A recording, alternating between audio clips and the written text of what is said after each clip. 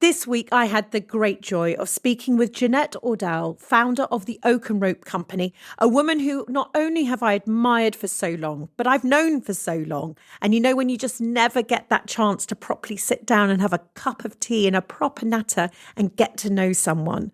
I wanted to get under the skin of her small business. I wanted to understand where this handcraftedness, her love of oak, her love of personalisation, her love of rope even, that I know her grandfather inspired. It's a beautiful company. And Jeanette was so open with her feelings and how serendipity is so important in her life. She was also so open about the journey that she has taken to get to where she was today to record this podcast. So many ups, but a lot of lows. As ever, we get to hear the truth behind the story, behind the brand. And I, for one, have been in tears for the last hour. That won't be a shock to you, but I was so moved with Jeanette's understanding of what had to happen in order for her to be at one of the happiest places in her life. Enjoy. Bow your head and let your eyelids close on down. Where we're going, you won't need to bring your frown. Hi, I'm Holly Tucker, and welcome to my podcast, Conversations of Inspiration. I founded my first business, Not on the High Street, at 28, with a newborn strapped to my chest. Nearly 20 years on, he's all grown up, and I'm running my second business, Holly & Co. I've learnt so much about taking risks, running a business, and some extraordinary life lessons along the way, and I know others have too. Yet despite the wealth of experience we have between us, lessons like this are often left unheard, and it can feel like we're travelling our paths alone. So I've reached out to founders and those who simply inspire me to share their hard-earned wisdom with you. My hope is that collectively, these remarkable realizations will help you on your own journey. I like to think of it as inspiration for life. If you enjoyed this episode, might I ask you to share it with a friend and to like, subscribe and review it so that together we can ignite people's passion across the UK. Now, let's begin this week's Conversation of Inspiration. Hi, Jeanette. Thank you so much for coming on to Conversations of Inspiration. You've had a bit of a whirlwind, haven't you, to actually get here recording with me today? It was a beautiful plan. And then the trains were a little bit late. Yeah. You're the founder of Oak and Rope Company, and we've known each other for many, many years. We worked together many years ago on Not on the High Street, and now we are partnering up again on Holly & Co. But this was a long plan. Your face has been cut out on my podcast wall for a very long time because I've always highly admired how you are building your company, and I think our listeners are going to get so much from your story. You've managed to sit down, you've got a Coke in hand, you're in Amsterdam, you have a tradition. Tell us about this tradition that's slightly well meant, but it's enough to kill you off at this time of year. Exactly. And it's quite difficult not living near to family. And we try to have this tradition that my sister and my mother and I take time to meet up somewhere and do a pre-Christmas thing. Last year it was Copenhagen, and this year it's Amsterdam, and next year it's London. And it's a tradition that cannot be broken, but every time I leave the workshop this time of year, it feels a bit wrong. It feels a bit wrong, and maybe a bit more stressful to have a podcast record the second you arrive in Amsterdam. So I'm so grateful. Thank you for giving us this moment.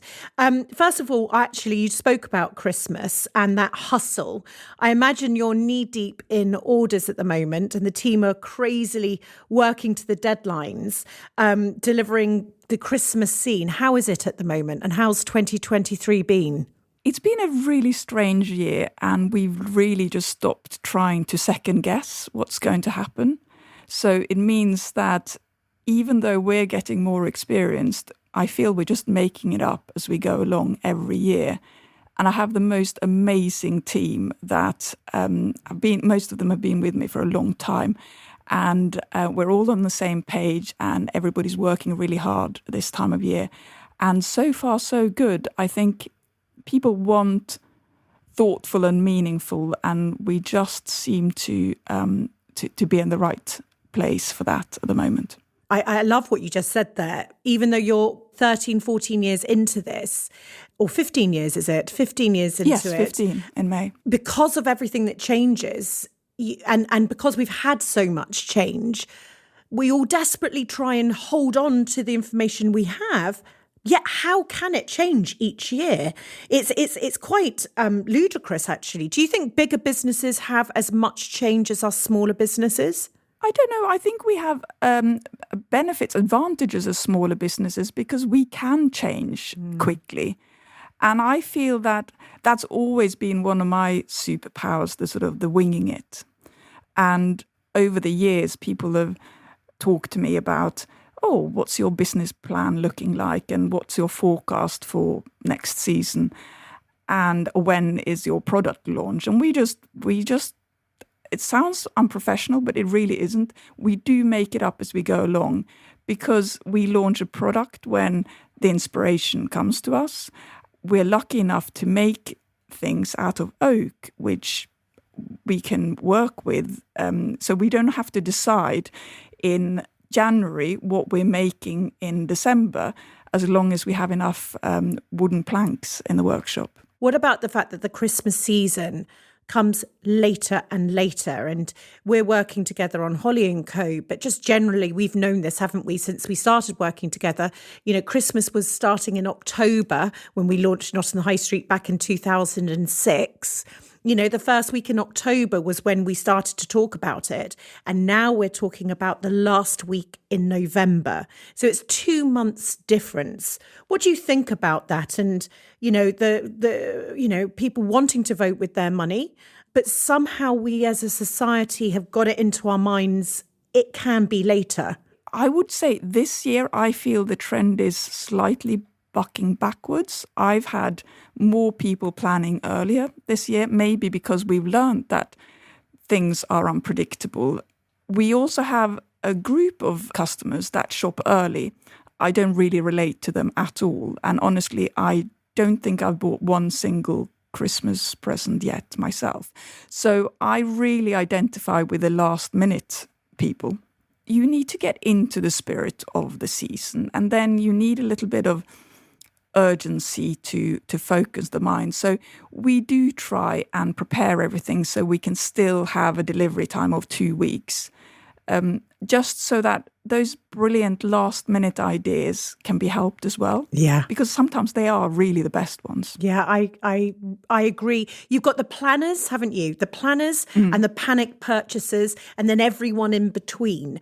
And the idea is that you can cater for both of those. But I think also COVID and the fact that we did have to plan, or we had more time, and maybe the unpredictability is allowing people to sort of think before they purchase. And I love the fact that you're seeing that trend. Long may it continue.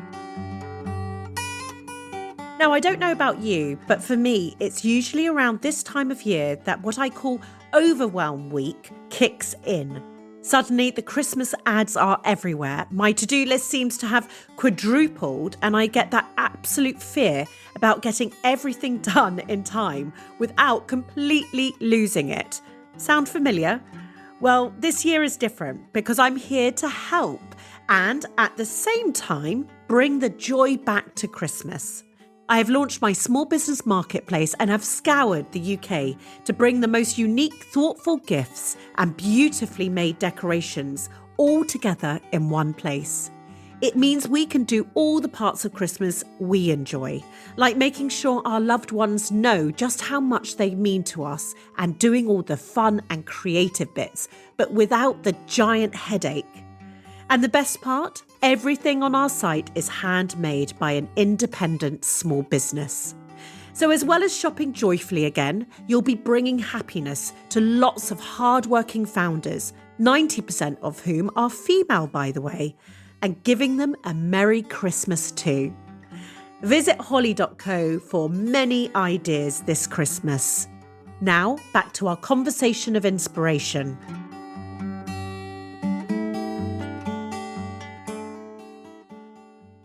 growing up in Norway, tell me about that time in your life, because I feel as though your Scandinavian roots, it really shine through in everything that you do.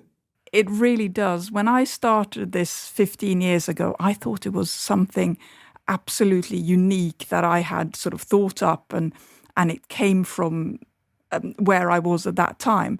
But over the years, I've worked out that it all comes from my childhood and my growing up in Norway. And, you know, the whole Scandinavian red thread, the everything has to have a function. You don't just have pretty things.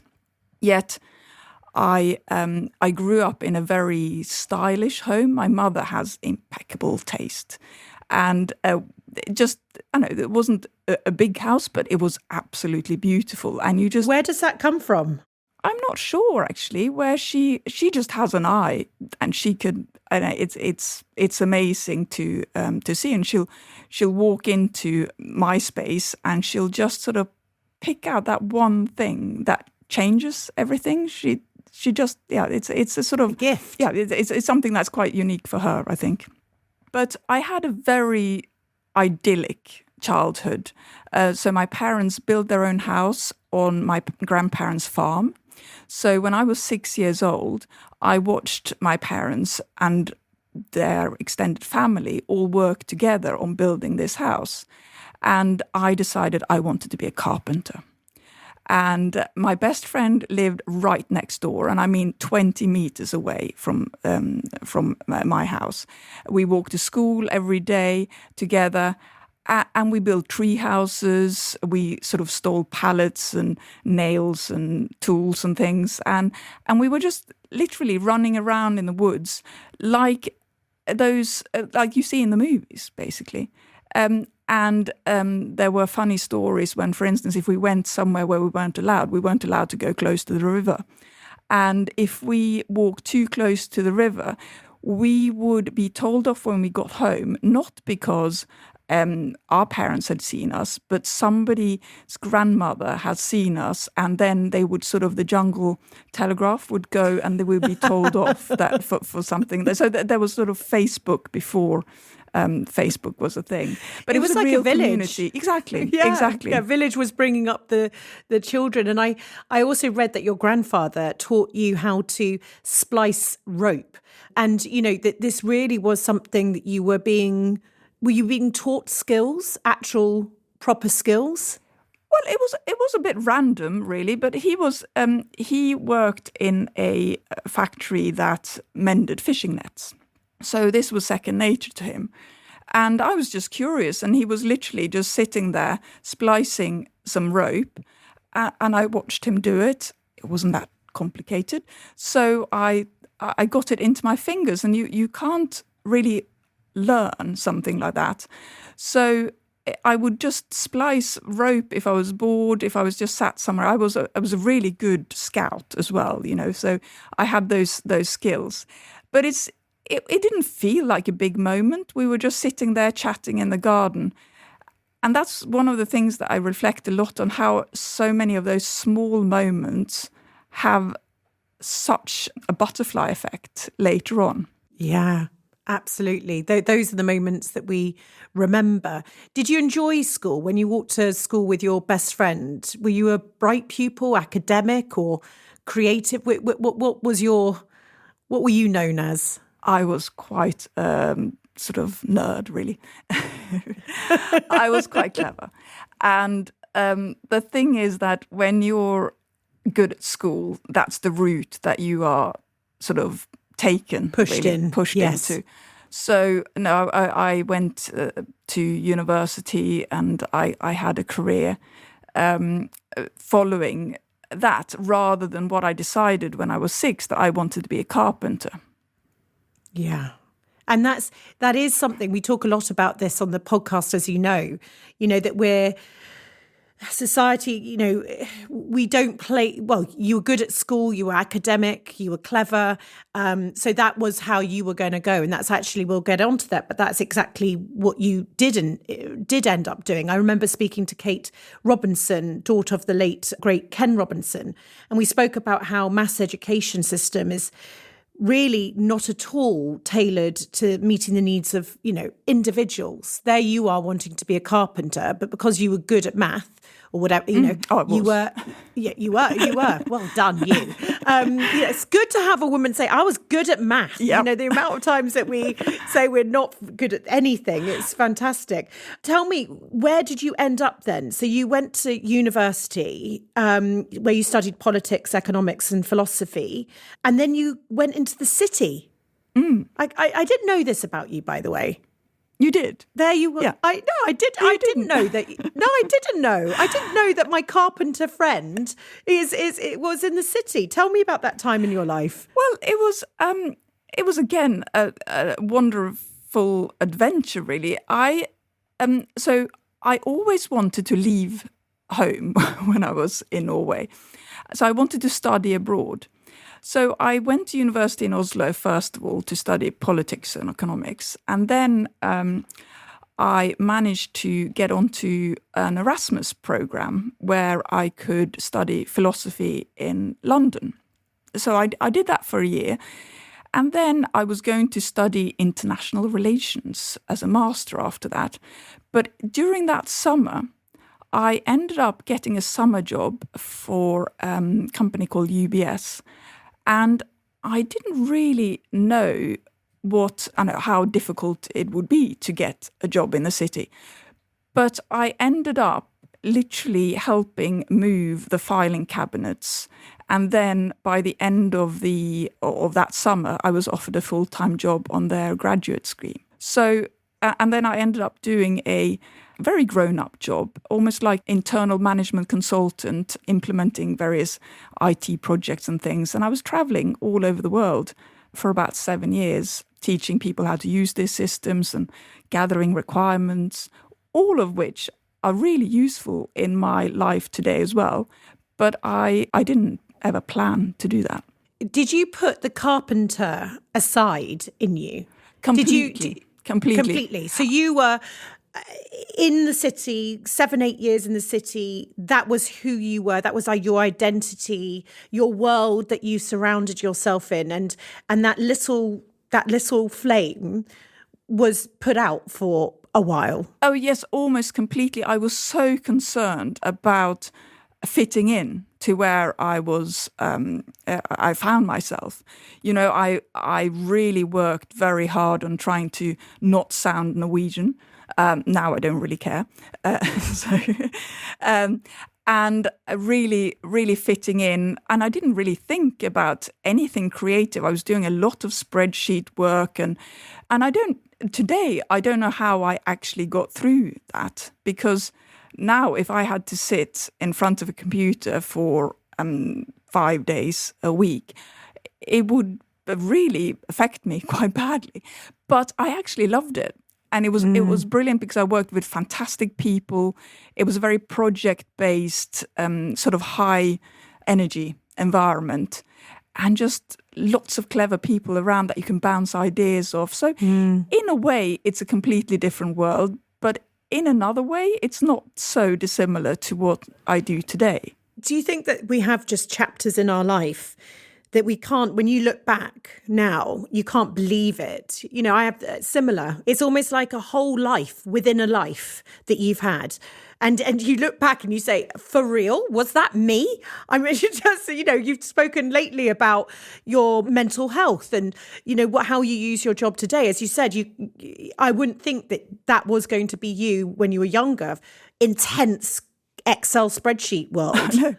But it was a part of me when I started studying. I wanted to become a businesswoman, and then ending up in the city was like the ultimate businesswoman, and traveling business class all around the world. I felt I'd arrived, and I loved it. So I find those experiences from those days really useful when I speak to clients, or when I come up with quotes for bespoke jobs and things like that. And you just have an understanding of our clients that are different to maybe people who have gone the more traditional routes to ending up in a workshop where they won't have been exposed to those people that buy your product, but I can see the world from their point of view as well. And it just means that it's much easier for me to deal with people. If anybody has an issue, I can sort of speak their language rather than... So I feel that I get a lot of respect from the people I meet because they feel that I can speak a different language as well. Yeah. So every chapter has a purpose. Yeah, that is so interesting. Am I right in saying that then your daughter was born and you moved to a farmhouse in Kent with your husband and you threw yourself into raising your children, renovating a house, and you had, this is your opportunity to get back to that passion of creating and making. And that this was where you maybe set up, I think am I right in saying a workshop, and it was like scratching the itch of this, what was at that time maybe a hobby? Yes, so there were a couple of things happening. One was, of course, that being with my little beautiful baby, you kind of see the world completely differently again, and you maybe become a bit more true to yourself and where you come from, because your own childhood becomes so important. So you remember a lot of things about that. And I had more time, so I could be more creative. And then we were building a house, so we had carpenters there. And I was reminded of those clever people who build houses. I started sort of interfering and saying, oh, I wonder if that would look... And sort of that sort of sparked that again.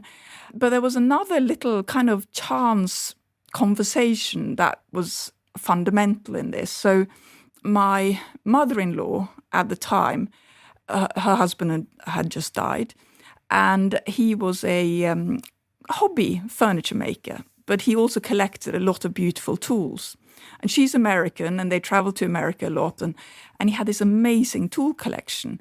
And when he died, somebody came from the next village and said, oh, I can clear out his workshop and take all the tools off your hands, and here's £500. I said, that doesn't sound right to me. You know, Mike used those tools with his hands for hours and hours, and then they're just going to go to some random person who has no connection with those tools. And that was the end of the conversation. And then a couple of days later, I got a letter from her saying, I really thought about what you said, and one of the most precious things I own is a rolling pin from my grandmother. And it made me think about those tools, and I just can't let them go to somebody not connected with Mike. Will you have them, please? So I was then gifted all of these amazing tools, which it took me a long time to have to be able to unpack them and start learning to use them properly. But it was that little conversation again, which just opened up, those, and we talk about it today, about how his legacy, he was making beautiful things in his workshop, but his legacy is now reaching quite far because of those tools some of those tools are still being used today. I love that. I love that feeling that you must have when holding a tool and that you're connected to him. That's his hand. Those tools, though, also then feed into the next part of your story, which was making your first piece. And I would you do me the honour of telling me that part of the jigsaw puzzle? Yeah, sure. So obviously, mrslastminute.com needed a present urgently. I think many of the co's might have started like that. I don't know. But I had a plank in the workshop, or in the shed, I should call it then, and some rope. That's exactly the rope we use today. The plank wasn't oak, actually. And I just made this swing for a friend's birthday. And I didn't really have enough time to cut it down to a better size either. So it's this oversized swing, all kind of made quite quickly. And then I had this carving tool that I was experimenting with. So I just kind of chiseled out the house name and his birthday on the other side of the swing. And then arrived at this party with present. It was too big. I didn't have wrapping paper to wrap it all. So I just walked in there, and it was a big party and a big to-do. And people were just going, oh my God, that's amazing. And there is something, if you ask about the name of our company, it's oak and rope. That's what it is. That's that swing, you know? And it's such a wonderful combination. It just, and I never, 15 years in, I'm not tired of it. It just looks so beautiful. And that was the sort of, the thing that started. I don't know if you can say it started it, because there has been so many starts to it in a way. Every week, I hand this part of the podcast over to our brilliant partners at Dell Technologies. We've covered a huge range of topics through our business pharmacies, and how do I scale my business is one of the most requested topics. But there's no one-size-fits-all answer, is there? As it's so personal to each founder. Dell really understands this, and that's why they've launched Dell for Startups, a free service that provides startup expertise from dedicated technology advisors and scalable solutions to ensure your business is ready to grow. So whether you need a personal tech expert, server solutions, or financing options to scale your hardware, head to dell.com/UK startups. Now, back to our conversation of inspiration.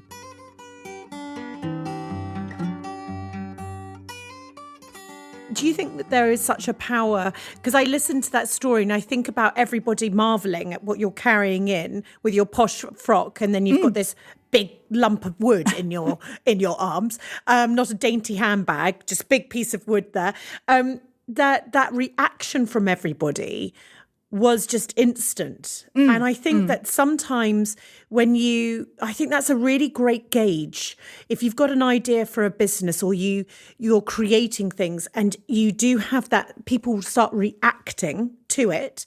And it's not that they pause, then they react because they want to make you happy. They just genuinely, it just flows out of them. I think that is that magic that you can't ignore. But also that feeling that I got when I carried this present in, that I remember that every single day, because, sometimes when people might order, again, last minute presents, it's so important for us to be sure that the present arrives in time so our customers can walk in and get that feeling. Obviously, yes. Hopefully they might have wrapped it, but that kind of thing of having the present for the occasion. And so often feeling so proud. It's so, it's almost like I say, we don't make things in wood. We make people look good. We make people look clever. Feel good. Yeah, exactly. Yes. And feel good. But it's that sort of thing about being proud of giving the gift. And parties are often that occasion. It's not in a materialistic way. It's more in that sort of the joy of sharing with people. And the joy of knowing someone truly very, very well, that you can put something in you and I have spent many hours talking about that, it's what you do so, so well, that intuition about someone, or that little insight, or the whatever that is, that you can capture that and then put it into something that's forever lasting. It's an heirloom. And I just think that that's amazing. What happened after that? So you came away from this party, you're like, hang on a second, this is, oh my gosh, I was meant to do this all along.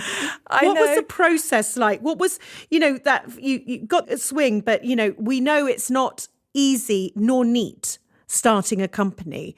What were those early days like? Well, I was also lucky that at the time I had just met a wonderful lady called Caroline, who had talked to me about, she just said, I just wish, I'd like to start a company. And I sort of looked at her and said, well, why do you want to do that? But she was quite experienced in selling things. And she basically, we joined up, and she gave me the confidence that these things could be sold.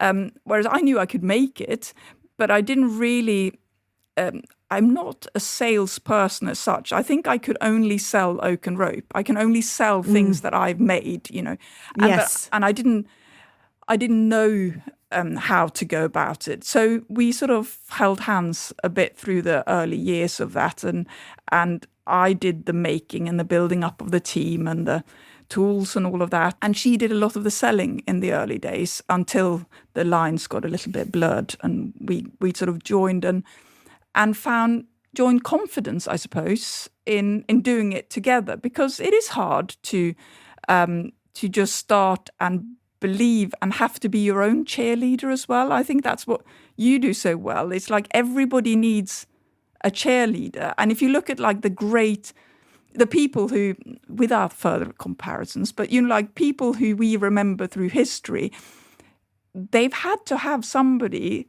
telling their story. And it's really hard to do that yourself. So we all need somebody by our side at those critical moments to give us wings. Yeah, I think a lot of people who might be listening, it's a magical thing if you can actually find someone to do it with, that power of a joined force, knowing the bad times, knowing the good times, maybe not telling anyone else, but at least you can share that. And tell me, where did the inspiration come from during? I love how you're saying. I was thinking about Holly and Co and Not on the High Street, and almost, because we were the customer, we understood what we were looking to buy. And then we would help with the small businesses make it. And then Bob's your uncle, the things sold. So I really understand what you're talking about. But where did you get the inspiration for the ranges? Did you sort of look at the market? Because you do anything from, you do everything, don't you? We have 200, more than 200 different designs. And it just, there were some obvious ones in the beginning, like chopping boards and cheese boards and benches and those sort of things. And we didn't really look at anything else. But, when you're working with the material, there are some constraints, like there is a certain style. The words and the writing was always really important to me. So it always had to be a thick edge where you can put the writing, because I don't like the writing on top of things, because then it interferes with the chopping or the whatever. So that drives the look of everything. And then really also, I do like adding a bit of rope everywhere. So you have rope handles on benches and even on the cheese boards.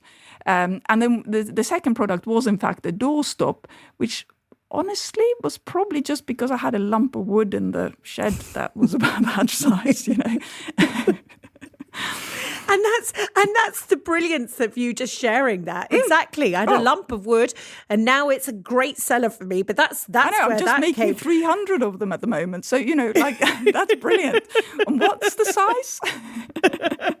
You said you also. I love that you've got some the inspiration, and I think. You start your business, don't you, because you've seen a gap in the market, or you instinctively know that something is required. And then you get going with it. And then almost in a way you can start filling in some of the gaps. And then potentially your sort of motto or a philosophy of how you're going to look at your business forms. Very difficult to get that right from the start because you're not doing it. You say that you make things, we make things we wish existed. Yes. And I love that, because then look at that opportunity, look at the permission that you've granted yourself. And again, no one has to give you that. You're the founder. You can make it up. And it gives you that, as I said, the magical source of being surprising and delighting. I'm often asked, what's the weirdest thing you've made? And I think it has to be a traveling tiara box. If you need one, wow, you know where to come. But top of my Christmas list. Exactly. You didn't know that about me, but yes, that is just what I'm missing. But there really is no end. But very often for me, a new product comes from when it's Christmas or a birthday, and I need to have a present for somebody in my life. And then if I've gifted them other things before, for instance, I rarely remember what I've gifted them. So therefore, I have to come up with something new so I can be 100% sure that they haven't had that before. Because you've got someone in your life with 10 doorstops, have you? And they just are too polite to say, Yeah, tell exactly. you, I just don't have enough doors now. But actually, you can't have enough doorstops and you can't have enough chopping boards. And unless you have more than 6 swings, you probably can't have enough of those either.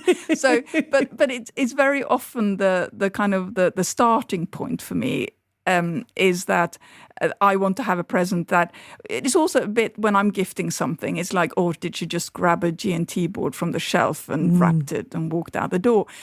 For me, it has to look a little bit more thoughtful than that. So then coming up with a new design ticks that box.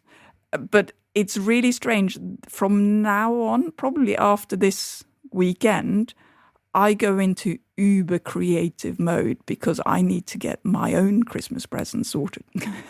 So Yes. there might be some new ideas, which I won't share until the new year because my team would absolutely finish me off if I threw some new designs into the mix at this point. Although I did make one 2 weeks ago, but anyway, but it's an ongoing thing. So when people start talking about, oh, what's your spring collection looking like? It's like we don't do things like that. The inspiration comes from other places. Because I suppose we all think your spring, your summer, your winter, well, you're not fashion, and they're everlasting. And quite frankly, the gravy boat now could be fantastic Sunday lunch gravy boat as much as it's a turkey lunch sort of positioning. Or dressing for your salad. I mean, you know.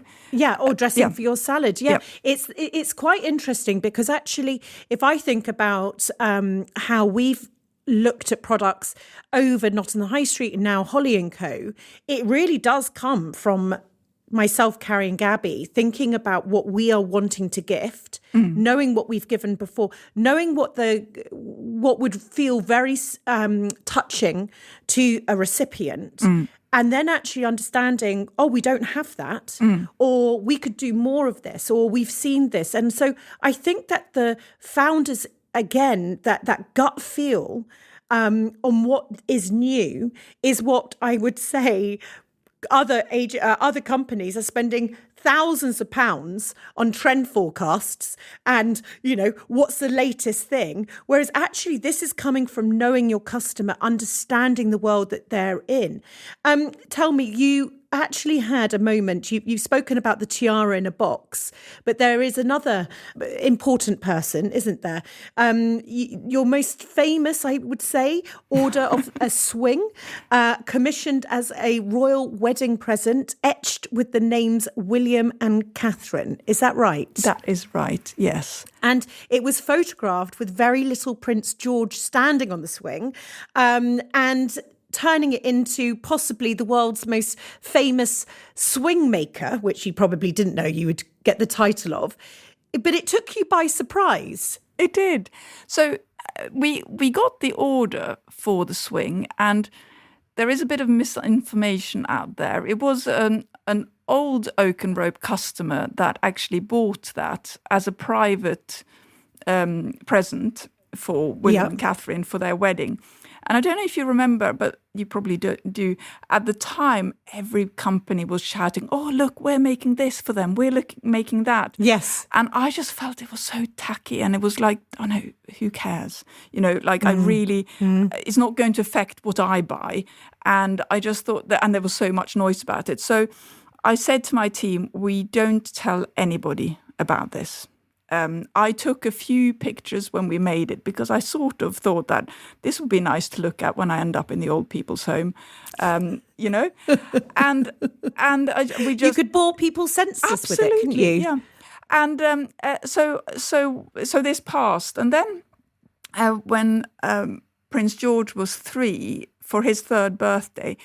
The swing was in the official birthday photograph that was released of him. And I think it's the only time when one of those official photographs have contained a product that isn't a piece of clothing. Obviously, they have to wear clothes. So but they always sell out of those. And the swing was there. And I remember I was on my way, I was packing to go on holiday with my parents and my children.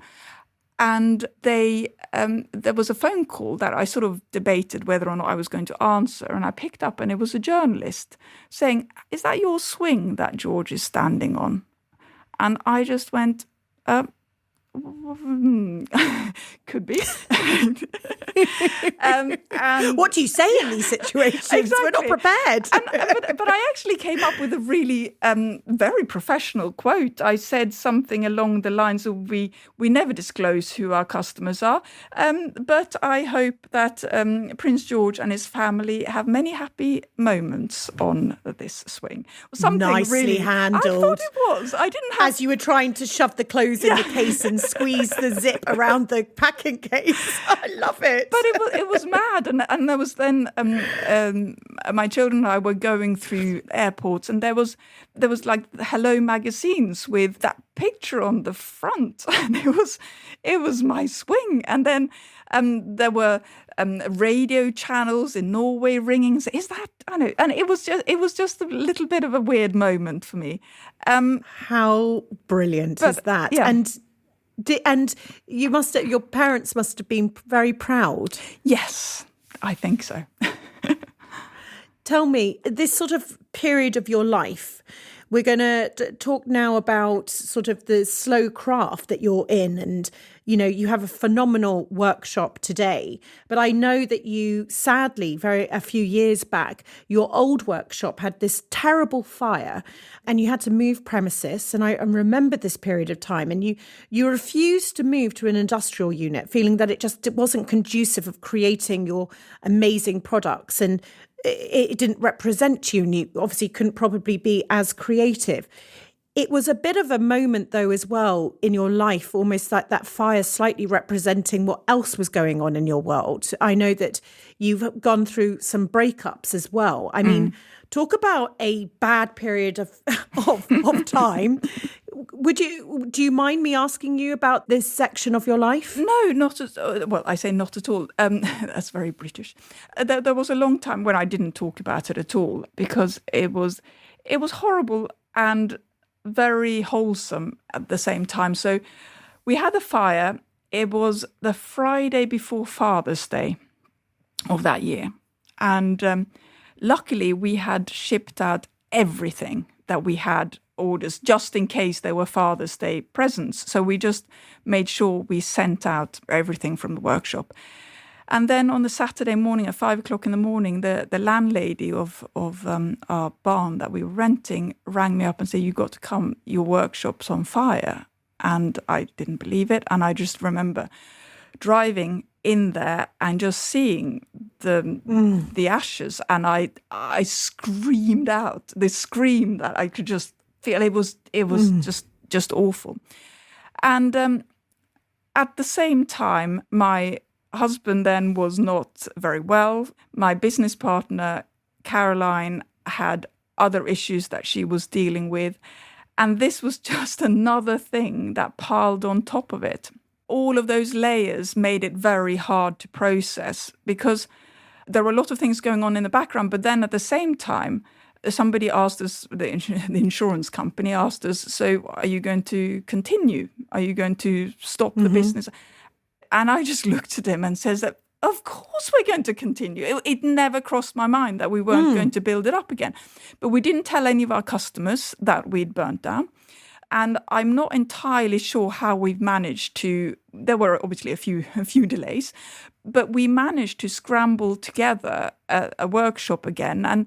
And we had local people being very supportive of us at the time as well. And within a few weeks, and certainly by the end of that summer, we were back up and ready for Christmas season. But obviously, wow, yeah, it was stressful, and different people have different ways of dealing with those type of pressures, and and that adds, and it just means that was also another big turning point of very much a new chapter in my life as well. And did that result in you going alone with Oak and Rope in your business? Yes, it did. So one of the good things that happen when you literally burn to the ground is that you start with a clean slate. And there are so many things that we've actually, with the benefit of hindsight, have benefited from. So, when I then had to buy new tools, I knew exactly what tools I needed to look for. There were no compromises, so we could be more efficient and do everything better. The big thing was to recreate all of our jigs that we make things with. But it was all in our heads, and we all pulled together in a really lovely way in the workshop. And we've made some really important bonds in that the core team that have been with me since then. But then, sadly, as I said, people do react differently to those stress points. And my business partner and I, sadly, couldn't work those out at the time. So I then ended up running the business on my own going forward. But then another stress point, if you like, which probably I sort of hobbled along a bit longer, but I also ended up, it resulted in my divorce. And do you think that did come from the fire?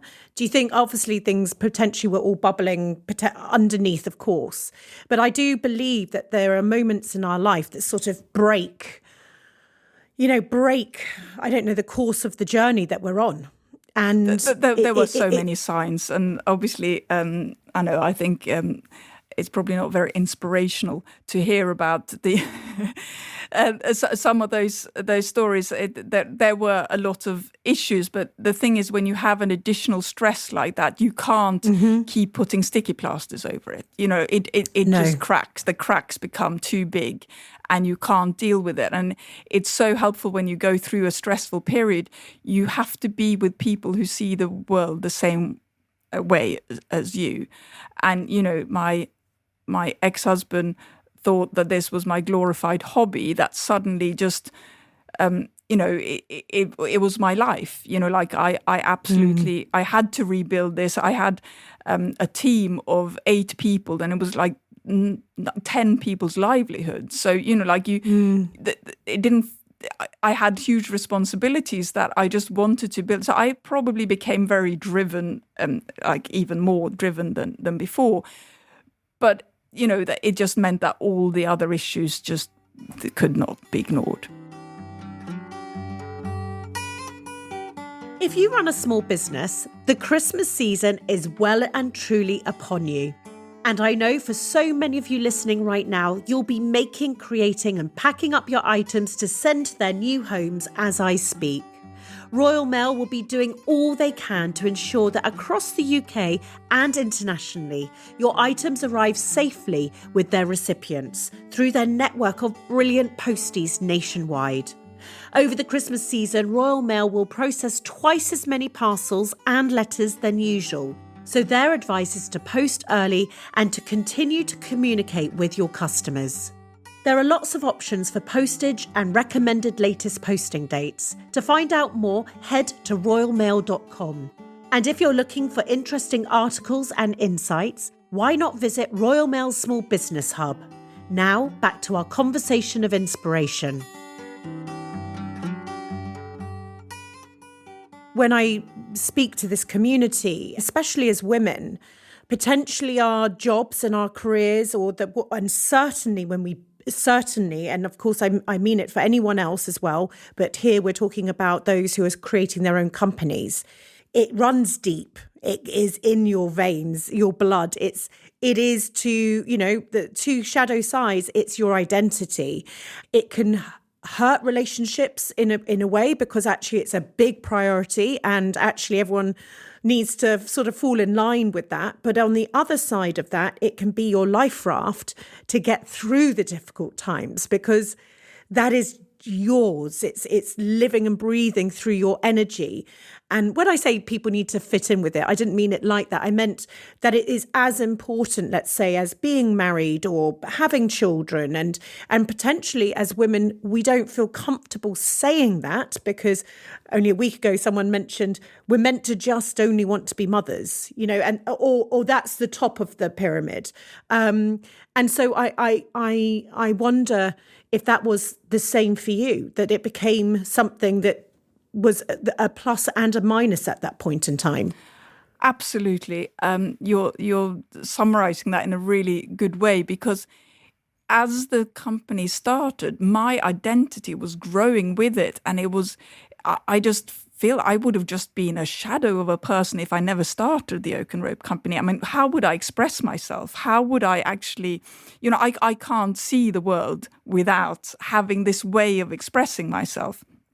And but then the conflict, probably against the person my ex-husband married, who wanted to fit in, wanted to be the housewife, it just wasn't. It just didn't inspire me, And the thing is that what I love about how my identity and my personality has gone back to where it was. The 6-year-old. I mean, there's that poem, isn't there, about now I'm 6, I'm as clever. I think I'll stay 6 forever and ever. Well, I had it worked out at 6. And the thing is that how I am now is the mother I want to be. And both my children and my bonus children, they can see that. And the thing is that they're all, in a way, affected by, I feel I have an impact now in what they do, how they think about things, not because they're all going to end up, working for the Oak and Rope Company, which I don't think they will. but it's just that they have seen that you need to be true to what you believe in and what you want to do. And they have that confidence, despite being through the narrow school channels, that you can be a bit non-A4, and that's allowed. And you can make a life for yourself doing that. And the thing is, I just now think, it's so scary to think if I hadn't gone through that journey myself, who would I be to them? Yes. It would be so boring. Oh my goodness. You have just literally, I'm all shivers with what you've just said. But the thing because is, I'm so many people feel bad about not not doing all the cake sales for the school and being there. But the thing is that I feel that this is my gauge of success. It's like, are my parents proud of me, and are my children not embarrassed by me? And I feel that I'm not that embarrassing. Probably am now, but but that's all I care about, really. And I was just going to say that let's just take a moment with what you've shared, because I think a lot of people will be resonating with this, but also maybe questioning if that's not maybe how they're feeling. It feels pretty good what you're saying, because I reflect as well. I am the most me I could ever be. And my companies have given me the opportunity to find exactly who I am. I couldn't see the world without seeing it through small business products. I mean, that's a niche, and you can't see the world without engraved wood, right? No. So we've got our niches, right? But the thing is, that is it. And I have grown confidence over the last 20 years thanks to that. That then has a knock-on effect, like you said earlier, the butterfly effect. Each thing has just built up. And that is maybe what it's all about, doing what you love, loving what you do, because you become you. Taking that one step further. But the thing is that I don't think small companies can become big companies. Do you see what I mean? We're completely different because, we are expressing ourselves and we're finding ourselves in the process of what we are creating. But I can't ever see there being a switch. And at dinner parties in the early years, people would always ask me, so when are you going to sell the Oak and Rope Company? And I just well, it's not for sale.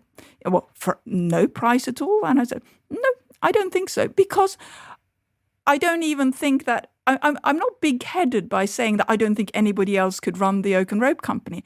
I just don't think it will be the same if it wasn't me, because it is a part of me. And therefore, you can't translate that into selling it to somebody else, or it is me. Or it being run. Yeah. You know, the founder, we talk about this on this podcast, the founder's battery, the DNA, the hairs on its head that you know. And I think I agree with you in terms of getting big. But then there's big and big, isn't there? You know, I believe that a small business can scale as long as that founder is there and as long as the team is happy, and you can grow and grow and grow.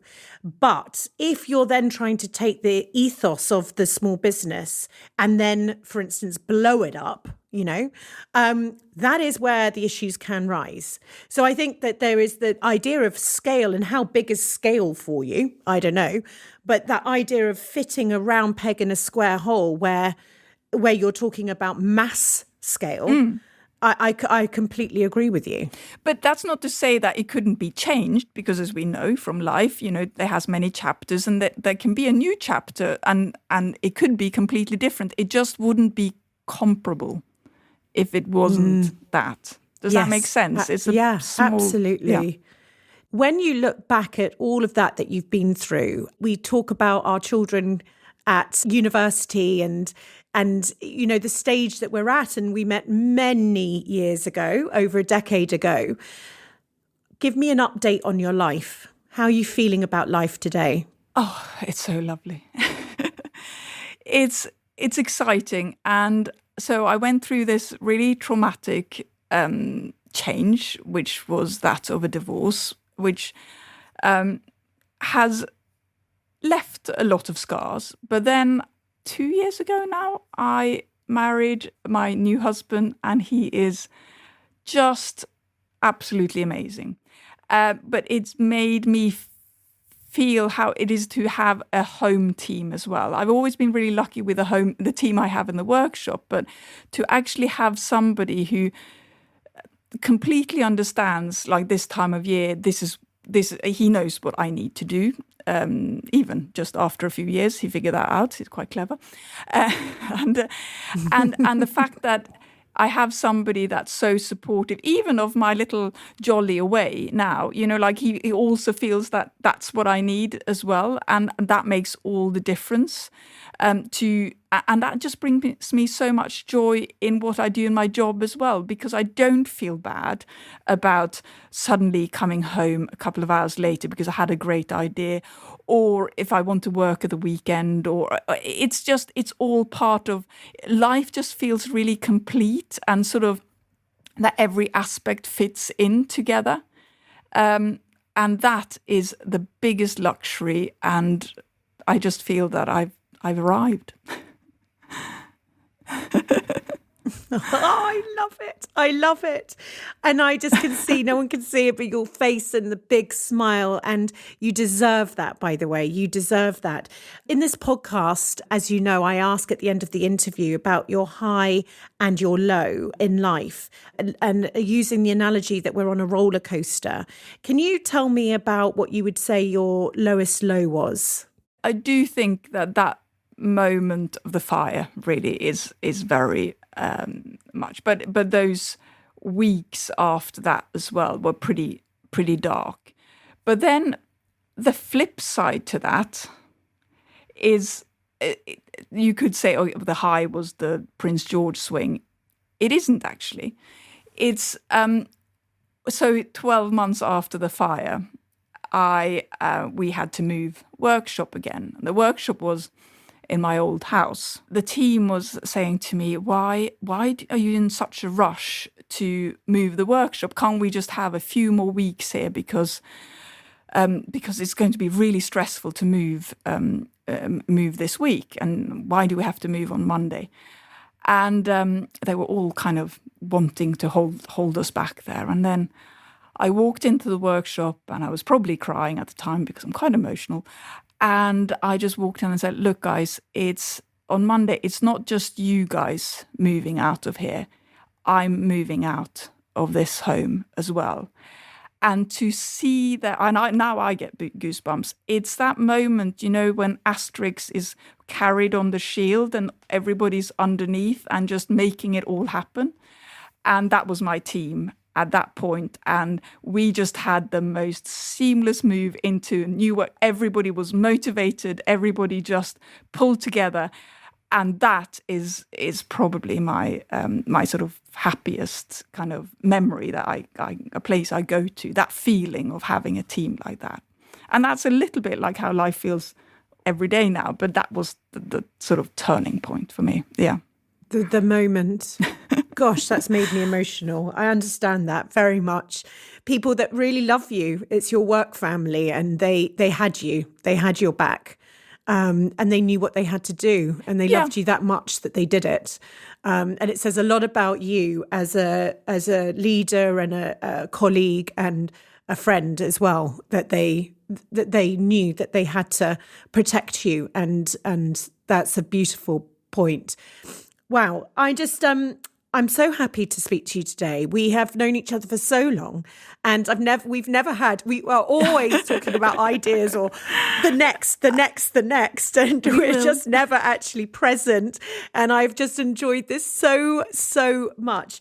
Jeanette, it's that time of the podcast, though, that I hand over to you to read a letter to your younger self. And I'm so happy that I've caught you and that you can share it with us today. Dear younger self, take a breath and let me tell you about a word that will weave like golden thread through the fabric of your life. Serendipity. This is not a fairy tale or a guide for you to alter the choicest bits of your story. Far from it. The tapestry you're crafting with every breath you take is rich and as utterly unique as the fjords of Ålesund. Change nothing, for each thread has been necessary. Each pattern has led you to the warmth and chaos of family life in England, to the birth of the Oaken Rope Company, and to the unexpected joys in swings that bear the name of serendipity itself. As you wander down this winding road, know that what feels like the big decisions are not the signposts of your journey. Rather, it's the softest murmur of chance meetings, the quiet choice to be less rigid, and the unwavering trust you place in the gentle tug of your instincts that will chart the course of your greatest adventures. Trust in serendipity, but also in yourself, in the subtle power of your gut feelings. Perhaps there are times when you will want to summon a little less Norwegian farmed uptightness and a touch of more carefree spirit that you so admire in others. It's all right to ruffle a few feathers if it means you can flap your own wings with more freedom. Take more chances to carve down snowy slopes. Let the skis beneath your feet teach you the fine balance between control and letting go. The purity of joy in those moments will be a compass keeping you aligned with wonder and the will to seize life, like an unexpected powder day after a night of heavy snowfall. Let me assure you, younger me, the narrative gets richer with age. Wisdom will be your cherished companion, illuminating the importance of the little things.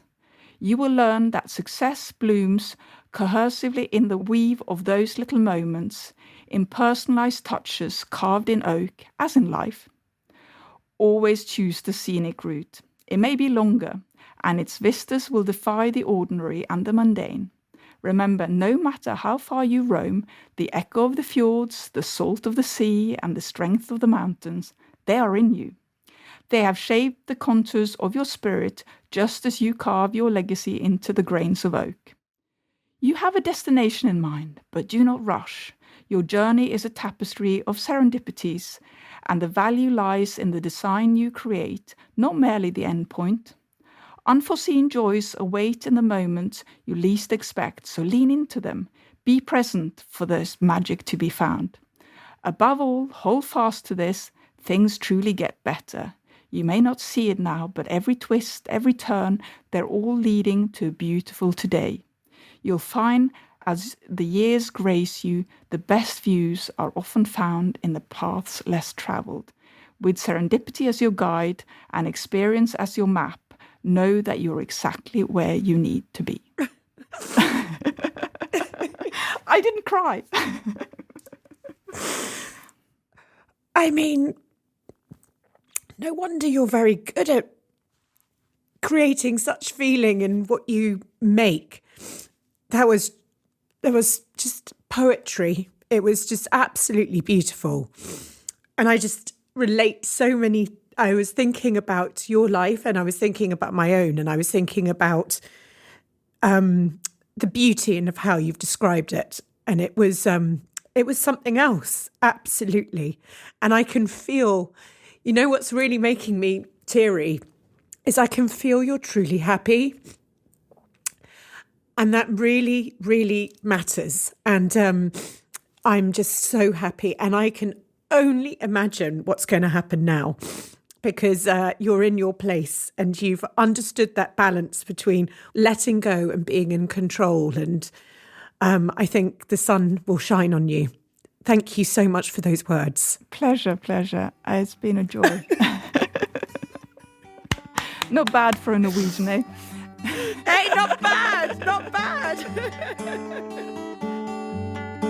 Thank you for joining me today. If you've enjoyed this episode, can I ask that you share it with a friend and like, subscribe and review it too, so that together we can inspire even more people to follow their dreams, to build a life they love.